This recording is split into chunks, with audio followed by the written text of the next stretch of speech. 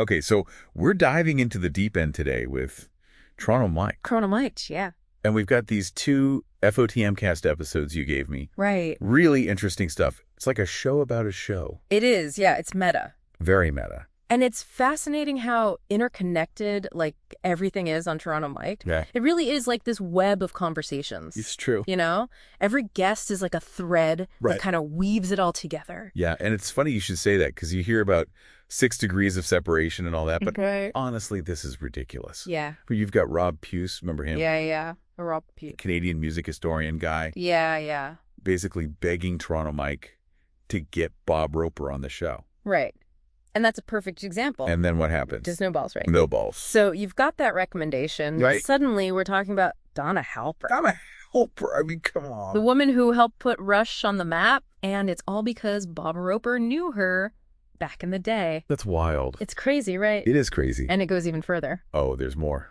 Oh, yeah, there's more. Okay. That same thread leads to a band we can't talk about yet. Oh, come on. Now you're just teasing. But you'll want to keep your ears peeled next quarter. All right. You've successfully piqued my interest. Good. But it's not just that one instance, right? Right. I mean, we see this domino effect with Jay Douglas, too. 100%, yeah. Right. Jay's episode, Yeah. talking about that compilation album, Jamaica to Toronto. Right. And somehow it grabs the attention of someone who knows Alan Zwi, Oh, wow. who, for those who might not remember, was actually on that compilation. Exactly. And that little spark of interest Right. leads Toronto Mike to Kevin Howes, Kevin Howes. the guy. A key figure behind that album. I love it. It's amazing. It's like this one story unlocks another. You never know where it's going to go. Exactly. It's true. Really good journey. It really speaks to the power of a single conversation, right? It does. And just to really drive that point home, one more example. Get me? Mark Nathan. Oh, right.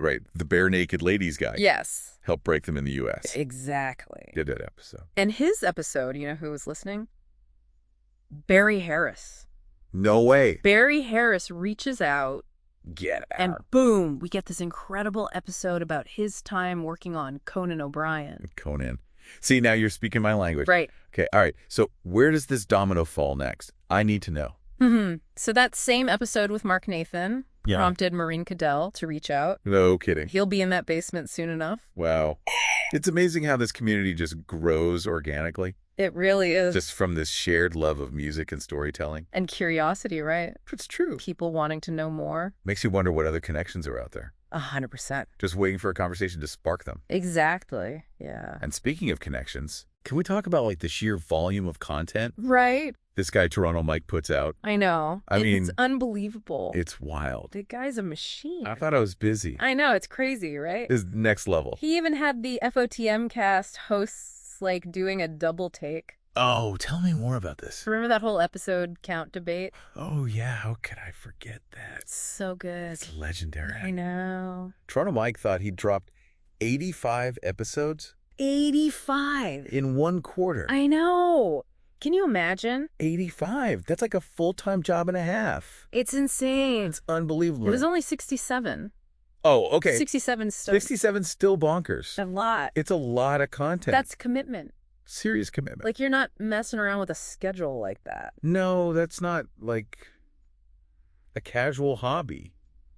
This is dedication. For real, for real. Yeah, it makes you appreciate all the work behind the scenes, right? Like all the hustle. And for context, the busiest quarter was actually Q2 2020 with 69 episodes.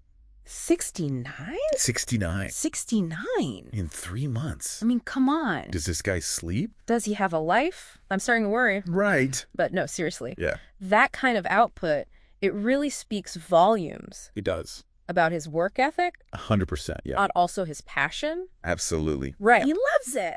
Can't do that. You can't fake that. If you don't love it, No. you just can't. No.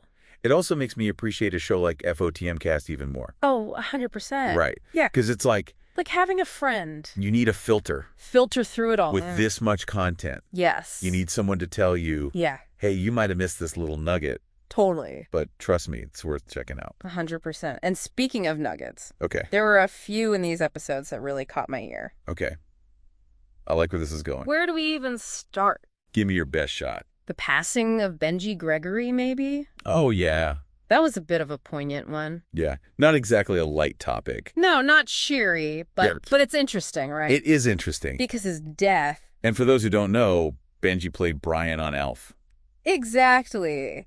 Sparked some interesting reflections. It did. It did. It made you think. It did. And hey, yeah. Who doesn't love a good Willie Tanner impression, right? It's true. It's true. Gotta lighten it up. You gotta find the humor. Exactly. It's those unexpected moments that make these deep dives so fascinating. 100%. Yeah. And speaking of unexpected, did you catch that Mrs. O'Monic connection? Oh, yeah. Mrs. O'Monic from Seinfeld? Yes. What about her?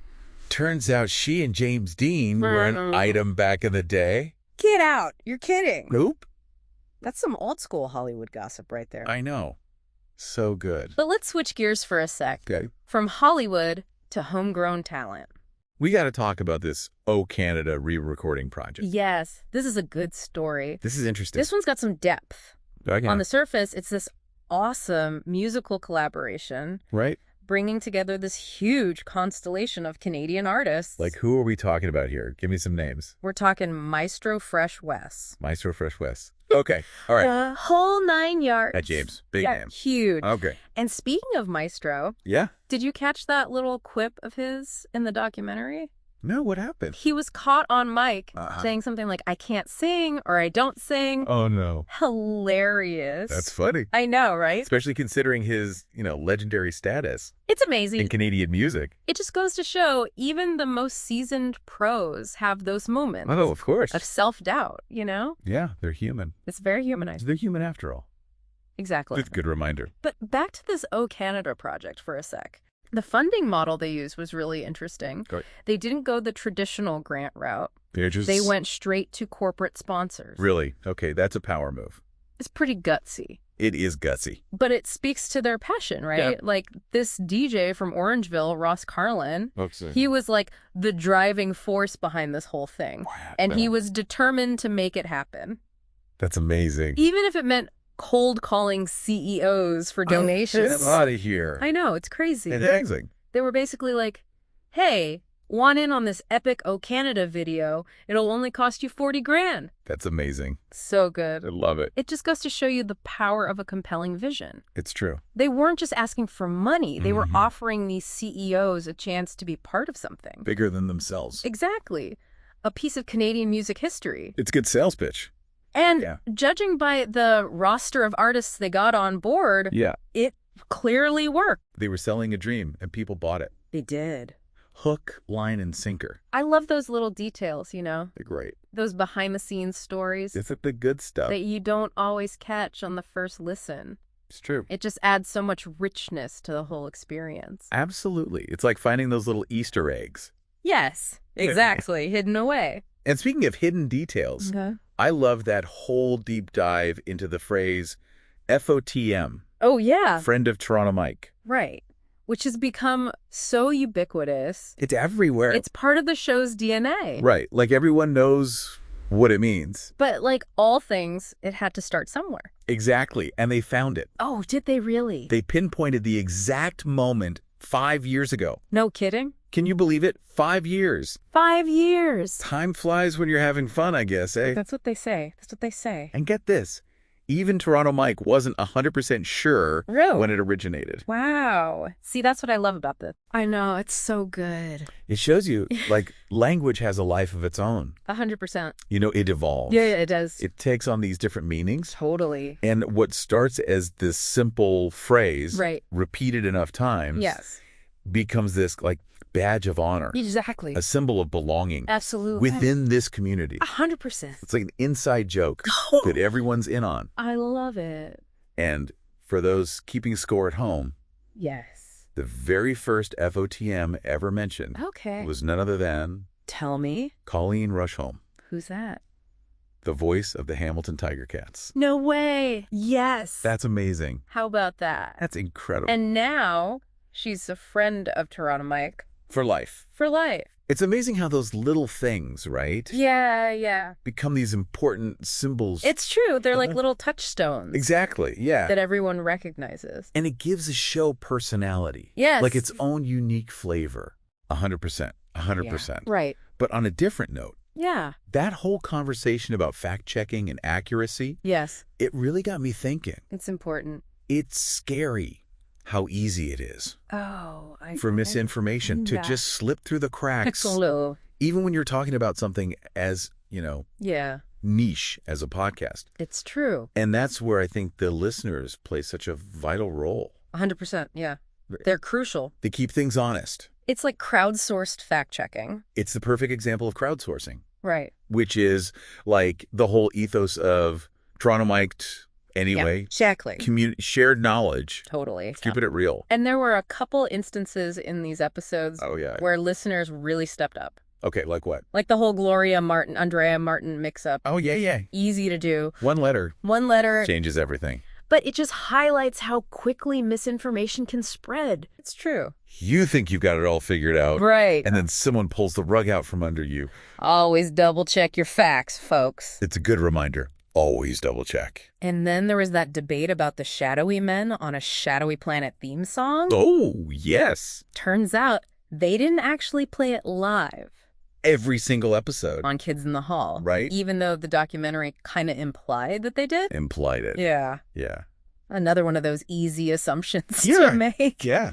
But it's great that people were paying attention. I love it. And willing to speak up. Yes. Shows how much people care. They care. About getting the details right. And while we're talking about, engagement. Yes. We can't forget about the Where Stu segment. Oh, so good. With Stu Stone. That guy's a wild card, man. You never know what he's going to say. Never know what's going to come out of his mouth. It keeps you on your toes. Keeps it fresh. Exactly. Right. It speaks to the whole spirit of Toronto Mic'd, right? 100%. Just letting the conversation flow. Yeah. Embracing the tangents. It's organic, the surprises. That's what makes it fun. Absolutely. Creates that sense of community. And to all our listeners out there, don't be shy about chiming in. Yes. With your own observations. Please. Your own fact checks. Yes. You never know what seemingly insignificant detail might unlock some new understanding. Because every little thing adds to the tapestry, It's all part of the big picture. Exactly. We're all in this together. I love that. And on that note, we can't wrap up this deep dive without mentioning the Tom Wilson supercut. Oh, so good. It's more than just clips. It's true. It's a microcosm. It's like a distillation of the show's essence. Of everything that makes Toronto Mic'd so special. It's all in there. All the camaraderie. The inside jokes. The genuine affection. 100%. Between Toronto Mike and his guests. You can feel it. And for those who haven't had the pleasure, we'll play you a little snippet right now. Enjoy. You ready for this? Let's hear it. Here we go. All right. See what I mean? Every time I hear Tom Wilson say, Toronto Mike. I know. It brings a smile to my face. Every time. It just perfectly captures the spirit of this show. The spirit of Toronto Mic'd. It really is a testament to the power of deep listening. 100%. When you really tune in, you immerse yourself in a community, you start to pick up on these layers. Oh, yeah. You wouldn't even notice otherwise. The humor, the inside jokes. All of it. It's like unearthing a treasure chest. Yes. Full of these, shared memories. It's the best. It's great. It really makes you wonder. It does. What other, hidden patterns and connections are buried in the stuff we consume every day? What are we missing? Right. What seemingly insignificant details could unlock a deeper understanding? That's the question, isn't it? It is the question. That's the question. The ultimate question. And on that note, yes, we'll leave you to continue your own deep dives. Happy listening, everybody.